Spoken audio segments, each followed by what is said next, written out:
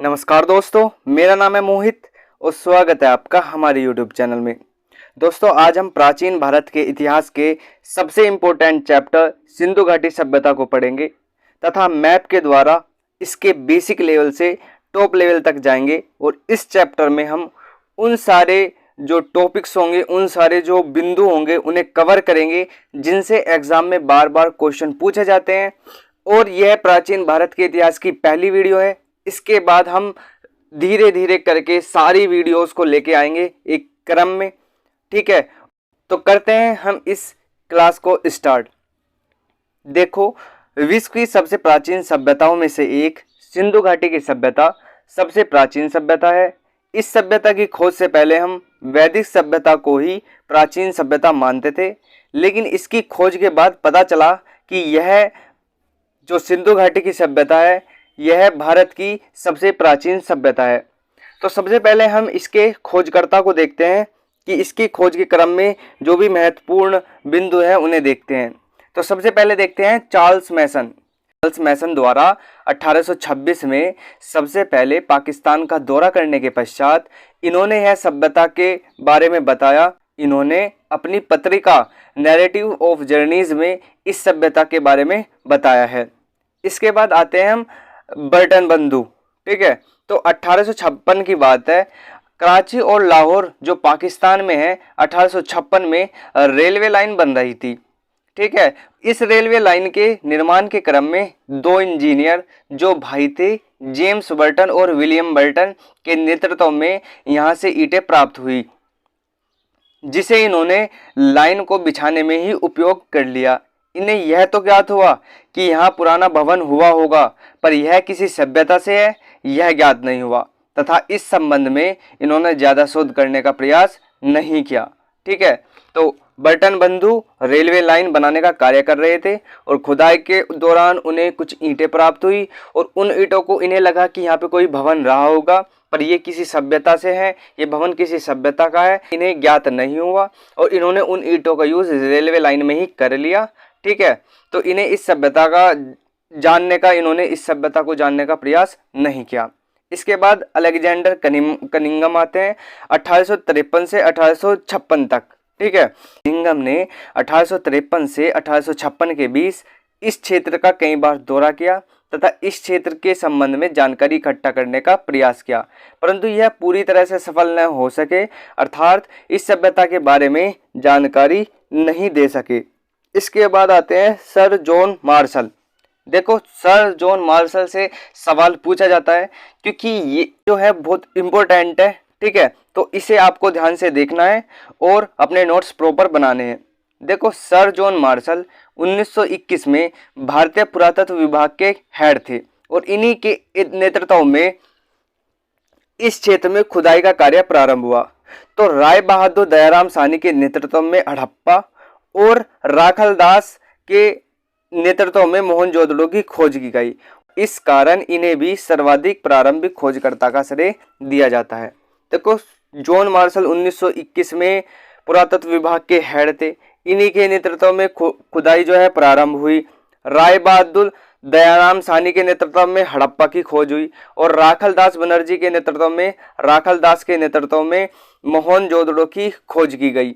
ठीक है, तो आपको याद रखना है, राय बहादुर दयाराम साहनी ने हड़प्पा की खोज की और राखलदास के नेतृत्व में मोहनजोदड़ो की खोज की गई। ठीक है, इसके काल के बारे में देखते हैं कि सिंधु घाटी सभ्यता का जो काल है वो कब से कब तक रहा। तो सबसे पहले देखते हैं सर जॉन मार्शल। देखो, सर जॉन मार्शल के अनुसार 3250 बीसी से 2750 बीसी तक के काल को सिंधु घाटी की सभ्यता का काल कहा जाता है। ठीक है, इन्होंने कहा कि 3250 बीसी से 2750 बीसी तक का काल सिंधु घाटी की सभ्यता का काल रहा। इसके बाद जो है डीपी अग्रवाल, उन्होंने कार्बन 14 पद्धति द्वारा, ठीक है, यह एक वैज्ञानिक पद्धति होती है, इसके द्वारा इन्होंने 2300 से 1750 बीसी के काल को सिंधु घाटी का काल कहा। हालांकि अलग अलग वैज्ञानिकों ने अलग अलग तिथि दी है और इस काल की, परंतु फिर भी 2500 से 1700 के जो बीच का काल है इसे सिंधु घाटी सभ्यता का काल माना जाता है। अब हम सिंधु सभ्यता या सिंधु घाटी सभ्यता के नामकरण की बात करते हैं कि कैसे इनका नामकरण हुआ, तो सबसे पहले देखते हैं कि सिंधु सभ्यता या सिंधु घाटी सभ्यता कैसे रखा गया। प्रारंभ में जितने भी स्थल खोजे जा रहे थे वे मूलतः सिंधु नदी या इसकी सहायक नदियों के किनारे पाए जा रहे थे और इसी कारण इसे सिंधु सभ्यता या सिंधु घाटी सभ्यता नाम दिया गया। लेकिन बाद में चलकर ऐसा पाया गया कि ये सिंधु नहीं बल्कि सरस्वती नदी के किनारे भी इसके स्थल हैं। परिणाम स्वरूप इसे सिंधु एवं सरस्वती की सभ्यता का नाम भी दिया गया। लेकिन इतिहास में एक कल्चर रहा है। क्या कल्चर रहा है कि यदि किसी सभ्यता के नामकरण में किसी प्रकार की समस्या उत्पन्न होती है तो उस सभ्यता का नामकरण उस स्थल के नाम पर किया जाएगा जिस स्थल की खुदाई सबसे पहले होती है। तो 1921 में राय बहादुर दयाराम साहनी द्वारा खोजा गया स्थल हड़प्पा था। ठीक है, जो हड़प्पा है वो वर्तमान में पाकिस्तान के सिंध क्षेत्र में है और इसी कारण चूंकि हड़प्पा स्थल जो है उसे सबसे पहले खोजा गया था, इसी कारण इसका नाम हड़प्पा सभ्यता कहा गया। ठीक है, तो अब हम सिंधु घाटी सभ्यता या हड़प्पा सभ्यता या सिंधु एवं सरस्वती सभ्यता के उद्भव की बात करेंगे कि कैसे कुछ विदेशी जो इतिहासकार रहे हैं और कुछ स्थानीय मत रहे हैं, उन्होंने जो उद्भव किया कि सिंधु घाटी सभ्यता के लोग कहाँ से आए। ठीक है, तो उस संबंध में देखते हैं। देखो, सबसे पहले देखते हैं हम विदेशी मत। विदेशी इतिहासकारों ने यह मत व्यक्त किया कि इस सभ्यता का निर्माण सुमेरियन सभ्यता के लोगों ने किया और यही लोग यहाँ आकर बसे और धीरे धीरे सिंधु घाटी की सभ्यता का विकास किया। इस मत को मानने वाले लोग Marshall, Wheeler, Childe, D Kosambi आदि थे। अब हम स्थानीय मत की बात करते हैं। देखो, स्थानीय मत से ही क्वेश्चन पूछे जाते हैं, तो स्थानीय मत को आपको ध्यान से देखना है। ज़्यादातर भारतीय इतिहासकारों ने और कुछ विदेशी इतिहासकारों ने यह भी माना कि सिंधु घाटी सभ्यता के निर्माता भारतीय ही थी और राखल दास बनर्जी ने तर्क दिया कि सिंधु घाटी सभ्यता के निर्माता है वो द्रविड़ जाति के लोग थे। ठीक है, तो आपको याद रखना है कि राखल दास बनर्जी ने तर्क दिया कि सिंधु घाटी सभ्यता के निर्माता द्रविड़ जाति के लोग थे। अब हम सिंधु घाटी सभ्यता की विशेषता के बारे में देखते हैं। देखो, सबसे पहली विशेषता है नगरीय सभ्यता। नगरीय सभ्यता का जन्म भारत में कहीं होता है तो सिंधु घाटी की सभ्यता से होता है। ठीक है, नगरीय सभ्यता का जन्म अगर कहीं पे भारत में देखा जाता है तो सिंधु घाटी की सभ्यता में होता है। इसकी दूसरी विशेषता है कि कांस्य युगीन सभ्यता। देखो, कांस्य जो है, जो कांसा होता है, क्योंकि भारत में सबसे पहले जो खोज है वो तांबे की हुई थी। तांबा जो धातु है उसकी खोज हुई थी। अगर तांबे में आप टीन मिला देते हो, तांबे और टीन के मिश्रण से कांसे का निर्माण होता है, कांसा निर्माण होता है। तो इस सभ्यता में कांस्य का उपयोग हुआ, इसलिए इसे कांस्य युगीन सभ्यता के रूप में जाना जाता है। इसकी जो अगली विशेषता है वो है आद्य ऐतिहासिक सभ्यता। इसका तात्पर्य यह है कि ऐसी सभ्यता जिसकी लिखित जानकारी मिली है परंतु जिसे पढ़ा नहीं जा सकता, ऐसी सभ्यता को आद्य ऐतिहासिक सभ्यता कहा जाता है। इसके बाद में आती है शांति प्रिय सभ्यता। देखो, इस सभ्यता के लोग शांति प्रिय थे। खुदाई के दौरान न तो कोई अस्त्र शस्त्र मिले और न ही किसी युद्ध के प्रमाण, तो इसलिए सिंधु घाटी सभ्यता जो थी वो एक शांति प्रिय सभ्यता थी। इसके बाद जो है अगली विशेषता है व्यापार प्रधान। देखो, इस काल में व्यापार को प्रधानता दी गई।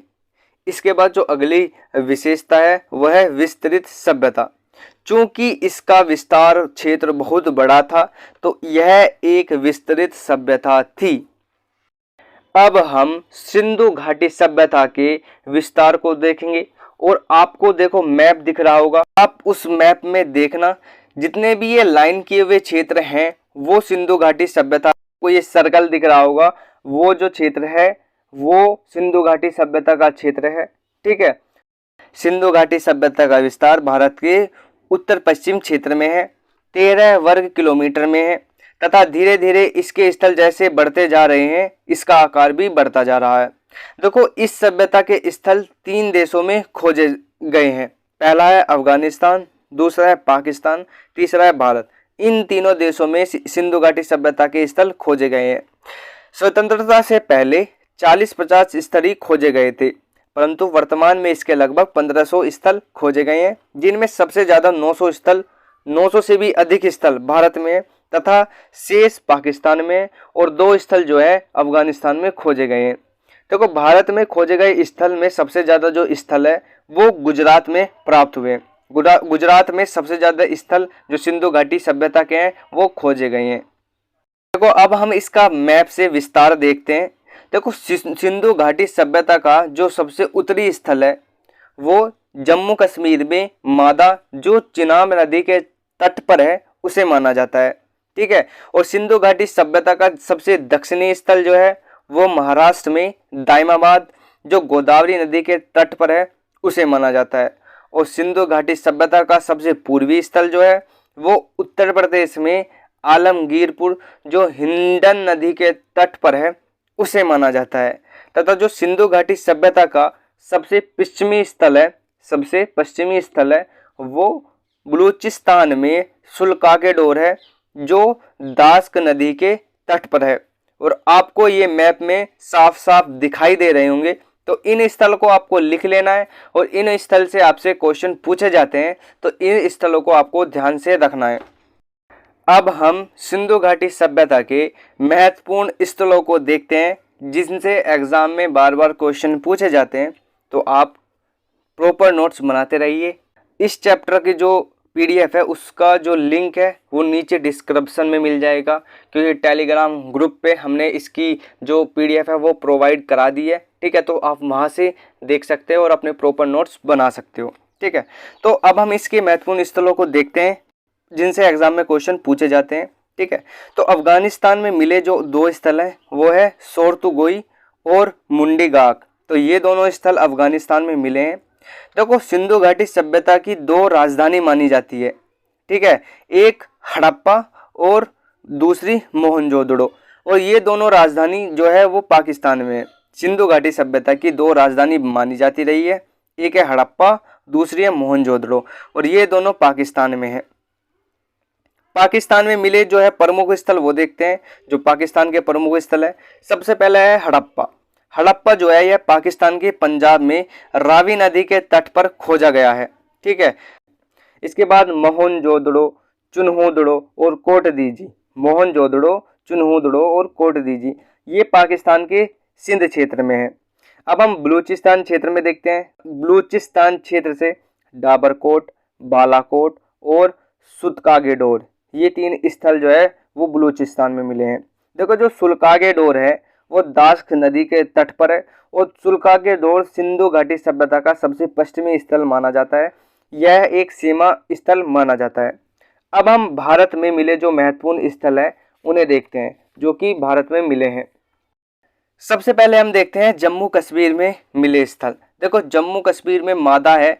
मांदा जम्मू कश्मीर में चिनाब नदी के तट पर पाया गया है और यह सिंधु घाटी सभ्यता का सबसे उत्तरी स्थल है। तो सबसे उत्तरी स्थल है मांदा जम्मू कश्मीर में।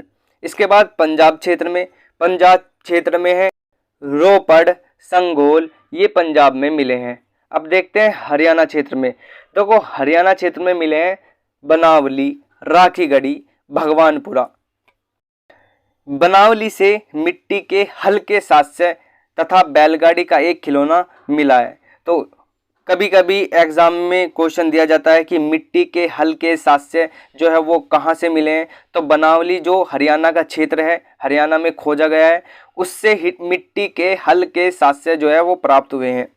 देखो, जो राखीगढ़ी है, राखीगढ़ी भारत में उपस्थित शहरों में मिला सिंधु घाटी सभ्यता का सबसे बड़ा जो है नगर है वो राखीगढ़ी है। लेकिन जबकि पूरी सिंधु घाटी सभ्यता का सबसे बड़ा नगर मोहनजोदड़ो है। मोहनजोदड़ो पूरी सिंधु घाटी सभ्यता का सबसे बड़ा नगर है और राखीगढ़ी भारत में जितने स्थल प्राप्त है उनमें सबसे बड़ा खोजा गया नगर है। अब हम राजस्थान क्षेत्र में देखते हैं। देखो, राजस्थान में कालीबंगा और बालाथल। ठीक है, कालीबंगा और बालाथल। यहाँ से खुदाई में कालीबंगा से खुदाई में काले रंग की चूड़ियाँ तथा जुते हुए खेत के साक्ष्य प्राप्त हुए हैं तथा अग्नि कुंड के साक्ष्य भी प्राप्त हुए हैं। ठीक है, तो अगर आपसे पूछा जाए कि जुते हुए खेत के साक्ष्य जो है वो कहाँ से प्राप्त हुए, तो कालीबंगा से, जो राजस्थान में खोजा गया है। जो कालीबंगा के खोजकर्ता हैं उनका नाम है लाल एवं थापर। इसके बाद देखते हैं उत्तर प्रदेश में। उत्तर प्रदेश क्षेत्र में आलमगीरपुर, संगोली और बड़गांव है। देखो आलमगीरपुर जो है वो हिंडन नदी के तट पर सिंधु घाटी का सबसे पूर्वी स्थल है। ठीक है, सिंधु घाटी का सबसे पूर्वी स्थल क्या माना जाता है? आलमगीरपुर, और जो है यूपी में हिंडन नदी के तट पर।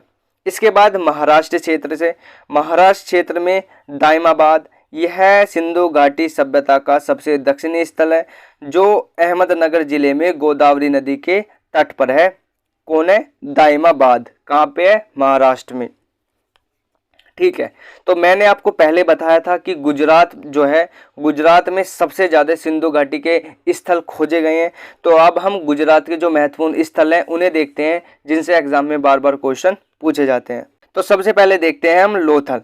यह सिंधु घाटी का बंदरगाह या पत्तन था जिससे व्यापार होता था और यहाँ से अग्निकुंड के प्रमाण मिले हैं और चावल के भी प्रमाण मिले हैं।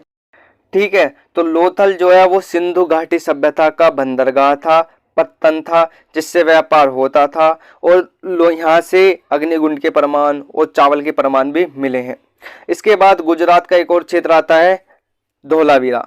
देखो यह गुजरात के कच्छ क्षेत्र में है और यह 3 भागों में विभाजित है। सबसे सुव्यवस्थित नाली प्रबंध धोलावीरा से मिलता है क्योंकि यहाँ से लकड़ी की नालियाँ मिली हैं। तो लकड़ी की नालियाँ कहाँ से मिली है? धोलावीरा से। सबसे सुव्यवस्थित नाली प्रबंध कहाँ से मिला है? धोलावीरा से। ठीक है, और यह कितने भागों में विभाजित है? 3 भागों में विभाजित मिला है। ठीक है, इसके बाद हम देखते हैं सुतकोटदा, यह भी गुजरात में है।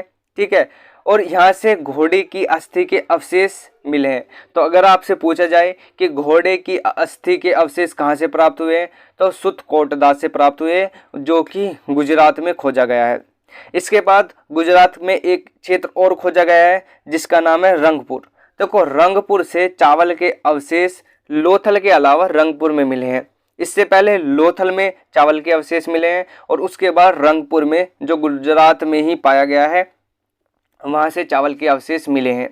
इसके बाद जो कुछ महत्वपूर्ण स्थल है जैसे भगत राव, रोजदी, ये भी गुजरात से ही खोजे गए हैं। देखो स्वतंत्रता से बाद सबसे ज़्यादा जो खोजे गए स्थल हैं वो गुजरात से ही मिले हैं। ठीक है, अब हम सिंधु घाटी सभ्यता की विशेषताएं को देखते हैं। ठीक है, देखो सिंधु घाटी सभ्यता की सबसे महत्वपूर्ण जो विशेषता है वो है नगर नियोजन। यह नगर नियोजन जो है वो ग्रिड पद्धति पर आधारित था। तो अब आपको लगेगा कि ये ग्रिड पद्धति क्या है, तो अब हम ग्रिड पद्धति को समझते हैं। देखो जो ग्रिड पद्धति है इसमें जो सड़कें हैं, जो ये सड़कें हैं, ये एक दूसरे को समकोण पर काटती हैं। ठीक है, और जो इनके बीच में है ये जो है ये घर है। ठीक है, इनके बीच में घर बने होते हैं। ठीक है, सड़कें एक दूसरे पर समकोण को काटती है और इनके बीच में घर बने होते हैं। ठीक है, इसकी जो अन्य विशेषताएं हैं, जैसे जो शहर थे वो 2 भागों में विभाजित थे। एक था पूर्वी नगर, दूसरा था पश्चिमी नगर। पूर्वी नगर निचला नगर होता था, यानी इसकी ऊंचाई कम होती थी। ठीक है, और यहाँ गरीब लोग जैसे मजदूर आदि रहते थे। जो दूसरा जो नगर होते थे वो पश्चिमी नगर होते थे। ठीक है, शहर के जो दूसरा भाग था 2 भागों पे विभाजित था, एक पूर्वी नगर, दूसरा पश्चिमी नगर। तो पूर्वी नगर हमने देख लिया, अब हम देखते हैं पश्चिमी नगर। पश्चिमी नगर दुर्ग कहलाते थे। ये ऊपरी नगर था, इसमें संभवतः अमीर लोग रहते थे, अर्थात इसमें बने हुए भवन है वो विकसित और सुव्यवस्थित थे। तो जो भी चीज़ विकसित और सुव्यवस्थित होगी वो अमीरों के पास होती है, तो ये संभवतः अमीर लोग रहते थे। ठीक है, तो इसमें एक नोट करके आप लिखो, मोहनजोदड़ो और हड़प्पा तथा अधिकांश नगर 2 भागों में विभाजित थे, लेकिन केवल धोलावीरा स्थल 3 भागों में बटा जो है वो मिलता है खोज के दौरान। तो आपसे अगर पूछा जाए कि 3 भागों में जो बटा मिलता है वह कौन सा स्थान है, तो आपको बताना है धोलावीरा। ठीक है, इस सभ्यता में जो दुर्ग बने थे ये चारों ओर से ईंटों से घेरे जाते थे और इस सभ्यता से कच्ची एवं पक्की दोनों प्रकार की ईंटों के प्रमाण मिला है। जहां कच्ची ईंटों से दीवार व सड़कें बनाई जाती थी, वहीं पक्की ईंटों से भवन बनाए जाते थे। ठीक है, तथा इन सभी ईंटों का जो अनुपात है वो 4:2:1 के अनुपात में, कभी कभी ये अनुपात पूछा जाता है तो आपको याद रखना है। जो इस सभ्यता में जो दरवाजे थे, दरवाजे वो घरों में मुख्य सड़क की ओर न खुलकर अंदर की ओर पतली सड़क की ओर खुलते थे। केवल लोथल वह जगह मिलती है जहां घरों में जो दरवाजे थे वो मुख्य सड़क की ओर खुलते थे। तो जो घरों के दरवाजे थे वो मुख्य सड़क पर ना खुलकर पीछे गली में अंदर की ओर खुलते थे। ठीक है, लेकिन केवल लोथल ऐसी जगह मिली हैं जहां पर घरों के जो दरवाजे थे वो मुख्य सड़क की ओर खुलते थे। यहाँ जो है सिंधु घाटी सभ्यता में जो है, यहाँ हर घर में कुओं की व्यवस्था थी तथा जल निकासी के लिए नाली की व्यवस्था थी। इसके बाद कुछ सामूहिक जो भवन है वो भी प्राप्त हुए हैं, जैसे मोहनजोदड़ो से प्राप्त स्नानागार, विशाल अन्नागार और सामूहिक सभागार। ठीक है, स्नानागार जहाँ पर नहाते थे, विशाल अन्नागार जहाँ पर ये अन्न भंडार रखते थे, और सामूहिक सभागार जहाँ पर ये बैठकर सभा करते थे। तो ये सब भी हमें सिंधु घाटी सभ्यता से प्राप्त हुए। लेकिन अब हम आपको एक टेबल देंगे। ठीक है, और इस टेबल को अगर आप याद कर लोगे तो आपके जो एग्जाम में अधिकतर क्वेश्चन पूछे जाते हैं वो इसी टेबल से आ जाते हैं, क्योंकि ये एक कंपाइल है। ठीक है, पूरी सिंधु घाटी सभ्यता जो मैंने अभी तक पढ़ाई है ये एक टेबल फॉर्म में है। ठीक है, तो आप इस टेबल को आराम से अपने नोट्स में बना लो और इसे बार बार रिवाइज करो, यहाँ से बाहर क्वेश्चन शायद ही कहीं जाएगा। ठीक है, तो अब हम इस टेबल को देखते हैं। तो इस टेबल में सबसे पहले हम प्रमुख स्थल को देखेंगे, फिर देखेंगे कि ये किस नदी के किनारे स्थित है, फिर देखेंगे कि जो ये स्थल है इसका खोजकर्ता कौन है, और फिर उस स्थल से मुख्य बिंदु जो है उनके बारे में देखेंगे। तो सबसे पहले देखते हैं हड़प्पा। हड़प्पा जो स्थल है वो पाकिस्तान में है, रावी नदी के तट पर है। ठीक है, इसके खोजकर्ता 1921 में राय बहादुर दयाराम साहनी ने की थी, और यहाँ से हमें अन्नागार, अन्न भंडार, कांस्य दर्पण, R37 जो कब्रिस्तान है वो, और श्रमिक आवास जो है वो इस स्थल से मिले हैं। इसके बाद देखते हैं हम मोहनजोदड़ो। मोहनजोदड़ो जो है वो पाकिस्तान के लरखना में है। ठीक है, पाकिस्तान के लरखना में है, और यह सिंधु नदी के तट पर मिला है। ठीक है, इसके जो खोजकर्ता है वो राखलदास बनर्जी है। 1922 में इन्होंने खोज की थी। यहाँ से जो हमें प्राप्त हुआ है वो विशाल स्नानागार, कांस्य मूर्ति, पुरोहितों की मूर्ति, कुछ महाविद्यालय और एक सरंगी पशु की जो मुद्राएं हैं वो हमें मोहनजोदड़ो से प्राप्त हुई है। इसके बाद में देखते हैं हम लोथल। लोथल जो है वो गुजरात के अहमदाबाद में खोजा गया है। ठीक है, यह भोगवा नदी के तट पर है। ठीक है, गुजरात के अहमदाबाद में खोजा गया है, भोगवा नदी के तट पर है। इसके जो खोजकर्ता है वो रंगनाथ राव है। 1957 में इसकी खोज की गई है। यहाँ से हमें गोडीबाड़ा जो एक पत्तन है, अर्थात जो गोडीबाड़ा एक बंदरगाह है, उसे वो मिला है। चावल के साथ से मिले हैं, अग्निकुंड के प्रमाण मिले हैं, हाथी दांत, 3 युगल समाधियाँ, घोड़े की मर्ण मूर्ति अर्थात घोड़े की मिट्टी की मूर्ति जो है वो हमें यहाँ से मिली है। इसके बाद है कालीबंगा। देखो कालीबंगा जो है वो राजस्थान के हनुमानगढ़ से प्राप्त हुआ है, और यह घग्गर नदी के किनारे है। ठीक है, घग्गर नदी के पास मिला है। इसके जो खोजकर्ता है वो अमलानंद घोष हैं। ठीक है, और यहाँ से हमें जुते हुए खेत के प्रमाण, अग्नि के जो हवन कुंड है उनके प्रमाण, चूड़ियाँ, और जो उस समय भूकंप आते हैं उसके जो साक्ष्य हैं, क्योंकि बाद में हम इसके पतन को भी देखेंगे कि कैसे सिंधु घाटी सभ्यता का पतन हुआ है, तो इसलिए यहाँ से भूकंप के प्रमाण मिलते हैं। इसके बाद राखी गढ़ी हरियाणा के हिसार से प्राप्त है। यह घग्गर नदी के किनारे है। इसके खोजकर्ता सूरजभान है, इसके खोजकर्ता है। भारत में जो स्थित है, अर्थात जो राखी गढ़ी है, यहाँ से हमें भारत में स्थित सबसे बड़ा स्थल मिला है, अर्थात राखी गढ़ी ही भारत में स्थित सबसे बड़ा स्थल है। यहाँ से हमें कुछ ताम्र उपकरण मिले हैं। ठीक है, इसके बाद आते हैं हम चिन्होदड़ों पे। चनहूदड़ो ये पाकिस्तान के सिंध क्षेत्र में सिंधु नदी के तट पर है। अर्नेस्ट मैकी एवं मजूमदार ने इसकी खोज की और यहाँ से हमें मनके बनाने का कारखाना देखो पूछा जाता है। कंघा, लिपस्टिक, कागज, पाउडर आदि जो ये महिलाओं के जो श्रृंगार के सामान होते हैं वो मिले हैं। ठीक है। इसके बाद बनावली, जो बनावली है वो हिसार हरियाणा में है। यह भी हिसार हरियाणा में है। सरस्वती नदी के जो है किनारे है। यहाँ से हमें मिट्टी के हल अर्थात मिट्टी के जो हल मिले हैं वो खिलौने के रूप में मिले हैं बनावली से। इसके बाद रोपड़ पंजाब के रूपनगर में है। ठीक है। अर्थात इसे जो ये रोपड़ है ये वर्तमान इसे रूपनगर भी कहते हैं। यह सतलज नदी के किनारे स्थित है। इसके खोजकर्ता यज्ञदत्त शर्मा है। ठीक है, यज्ञदत्त शर्मा है। यहाँ से हमें तांबे की कुल्हाड़ी प्राप्त हुई है। इसके बाद में आते हैं रंगपुर। देखो रंगपुर जो है वो गुजरात के अहमदाबाद में। ठीक है, और यह भादर नदी के तट पर है। SR राव ने इसकी खोज की और रंगपुर से हमें धान की भूसी और ज्वार बाजरा जो है वो हमें रंगपुर से प्राप्त हुई है। इसके बाद है सुरकोटदा। सुरकोटदा गुजरात के कच्छ में है, सरस्वती नदी के किनारे है। यहाँ से हमें कलश, सावधान, तराजू, घोड़े की हड्डी जो है वो सुरकोटदा से मिली है। तो इस टेबल को आपको बार बार रिवाइज करना है और ज़्यादातर क्वेश्चन इस टेबल से ही पूछे जाते हैं। ठीक है, अब हम देखते हैं कि जो सिंधु घाटी का पतन है तो कुछ वैज्ञानिक रहे हैं, उन्होंने अपने अपने मत दिए हैं। तो मैके जैन मार्शल ने बाढ़ को इसका अपना मत माना है और इनका मत सबसे ज़्यादा वैलिड माना जाता है। ठीक है, तो मैके जॉन मार्शल ने बाढ़ को सिंधु घाटी का पतन माना है कि बाढ़ की वजह से सिंधु घाटी सभ्यता का जो है वो पतन हुआ है। चाइल्ड एवन व्हीलर ने माना है कि विदेशी आक्रमण सिंधु घाटी सभ्यता पर विदेशी आक्रमण हुआ जिससे इनका पतन हुआ। फेयर सर्विस ने माना है कि कुछ परिस्थिति की असंतुलन हुआ होगा, कुछ ऐसा हुआ होगा, पेड़ सूखे होंगे या कुछ भी ऐसा हुआ होगा, या उन्होंने कृषि करके खेतियों को मतलब जो वन है उन्हें खत्म कर दिया होगा। तो परिस्थिति की असंतुलन हुआ जिससे सिंधु घाटी सभ्यता का पतन हुआ।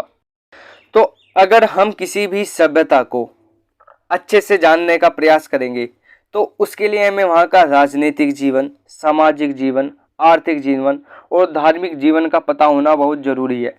ठीक है, तो हम सबसे पहले सिंधु घाटी सभ्यता के राजनीतिक जीवन के बारे में देखते हैं। ठीक है, उसके बाद हम सामाजिक जीवन देखेंगे, उसके बाद आर्थिक और बाद में धार्मिक जीवन देखेंगे। तो राजनीतिक जीवन में देखो स्रोतों के अभाव में वास्तविक व्यवस्था के बारे में जानकारी नहीं है। अर्थात हमें जो कुछ प्रमाण मिले हैं उसी के आधार पर एक संभवतः अंदाजा ही लगाते हैं कि कैसा इनका राजनीतिक जीवन रहा होगा, क्योंकि सारे प्रमाण हमारे पास नहीं है। और जो इस समय जो भाषाएं भी मिली हैं वो अभी तक पढ़ी नहीं जा चुकी हैं। ठीक है, अभी तक किसी ने उसे डिकोड नहीं किया है, वो पढ़ नहीं सके हैं जो सिंधु घाटी सभ्यता की जो भाषा मिली है। ठीक है, संभवतः जो है इसका शासन पुरोहित, व्यापारिक वर्ग या नगर प्रशासन द्वारा संचालित होता था संभवतः। ठीक है, देखो पिगट ने मोहनजोदड़ो एवं हड़प्पा को इस सभ्यता की जुड़वा राजधानी कहा है। हंटर ने मोहनजोदड़ो के शासन को राजतंत्रात्मक की जगह जनतंत्रात्मक कहा है और इसका कारण यह है क्योंकि यहाँ पर महल, अस्त्र शस्त्र नहीं मिले हैं। ठीक है, इसके बाद इनका सामाजिक जीवन कैसा रहा है। देखो समाज में सबसे छोटी इकाई परिवार थी और जो संभवतः परिवार मात्र सत्तात्मक थी। ठीक है, जो संभवतः परिवार था वो मात्र सत्तात्मक था। मात्र सत्तात्मक होते हैं जहां पर माता को परिवार का मुखिया माना जाता है। पितृ सत्तात्मक होता है जहां पर पिता को परिवार का मुखिया माना जाता है। ठीक है, यहाँ पर वर्ण व्यवस्था का पूर्ण प्रमाण नहीं है। यहाँ पर वर्ण व्यवस्था का पूर्ण प्रमाण नहीं है, परंतु समाज कई वर्गों में विभाजित था। पुरोहित, व्यापारी, श्रमिक और शिल्पी वर्ग आदि थे। इस सभ्यता के लोग शांतिप्रिय थे तथा शाकाहारी एवं मांसाहारी दोनों थे। आभूषण का प्रयोग पुरुष एवं स्त्रियां दोनों करती थी। ये मनोरंजन के लिए पासे, नृत्य, शिकार, पशुओं की लड़ाई आदि कराते थे और उनसे मनोरंजन करते थे। अब हम इनका आर्थिक जीवन देखते हैं। देखो सबसे पहले देखते हैं कृषि। जुताई, बुवाई, सिंचाई सभी विधि से परिचित थे। गेहूं, जौ, मटर, कपास से परिचित थे। ठीक है, तथा चावल के कम प्रमाण मिले हैं। देखो, एक आप नोट डाल लो और उसमें लिखो कि कपास की सबसे पहले खोज और जो प्रमाण है वो सिंधु घाटी सभ्यता में मिलते हैं, क्योंकि ये एग्जाम में पूछा जाता है। तो कपास की सबसे पहले खोज और जो प्रमाण है वो सिंधु घाटी सभ्यता में मिलते हैं। गन्ना और रागी की फसलों के प्रमाण इस सभ्यता में नहीं मिले। अगर पशुपालन की बात करें तो इनका प्रिय पशु था कुबड़ वाला सांड। कुबड़ वाला सांड इनका प्रिय पशु था। ठीक है, और गाय, घोड़ा आदि से ये परिचित थे। अगर उद्योग की बात करें तो इस सभ्यता में सबसे बड़ा उद्योग सूती वस्त्र उद्योग था। बर्तन, शिल्पी, निर्माण आदि भी ये उद्योग थे। व्यापार किससे करते थे? देखो, ये पश्चिमी एशिया, मध्य एशिया, ईरान, अफगानिस्तान से व्यापार करते थे। और वहां पर जो निर्यात है, सूती वस्त्र, हाथी दांत, लकड़ी आदि निर्यात करते थे, अर्थात बेचते थे बाहर। और वहां से लेते क्या थे? आयात क्या करते थे? चांदी जो है वो ईरान, अफगानिस्तान से लेते थे। तांबा राजस्थान की खेतड़ी से, टीन अफगानिस्तान से, और लाजवर्द ये मेसोपोटामिया से। ठीक है, अब हम इनका धार्मिक जीवन देखते हैं। देखो, ये जो सभ्यता थी वो लौकिक सभ्यता थी, धर्म वर्चस्वशाली नहीं था। अर्थात लौकिक सभ्यता से तात्पर्य है, देखो, लौकिक उन्हें कहते हैं जिन चीज़ों को हम देखते हैं और उन्हीं को ही हम ईश्वरीय विश्वास को मानते हैं, उन्हीं में। ठीक है, और अलौकिक वो होते हैं जिसे हम नहीं देख सकते और उसमें आस्था रखते हैं। ठीक है, देखो, यहाँ पर मंदिरों का परिमाण नहीं मिला। मातृ देवी की पूजा जो है वो मोहनजोदड़ो में होती थी। मोहनजोदड़ो में मातृ देवी की पूजा होती थी। और उर्वरता देवी की पूजा हड़प्पा में होती थी।